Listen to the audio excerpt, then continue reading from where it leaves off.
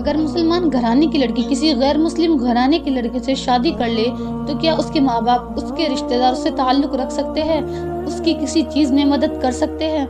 دیکھیے یہ شادی ہوگی ہی نہیں۔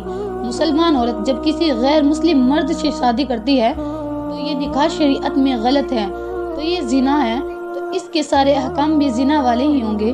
تو اس کے لیے اس کے والدین کو چاہیے کہ اس کو پیار محبت سے سمجھائے، قانونی طریقہ بھی استعمال کرے۔ اگر پھر بھی نہیں مانتی، پھر بھی باز نہیں آتی تو ہر قسم کا تعلق ختم کر دے، اس کے جنازے میں بھی شرکت نہ کرے۔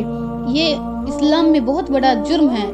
مسلمان عورت کا غیر مسلم مرد سے نکاح شریعت میں جائز نہیں ہے، بلکہ ایک لحاظ سے یہ اسلام کا مذاق اڑانے کی طرح ہے کہ جس چیز کو اسلام نے زنا قرار دیا ہے آپ اس کو نکاح سمجھتے ہو، ایز اے نکاح اس کو ایکسیپٹ کر رہے ہو، تو اس میں ایمان کا بھی خطرہ ہو سکتا ہے، تو اس کا بالکل بائیکاٹ کر دے۔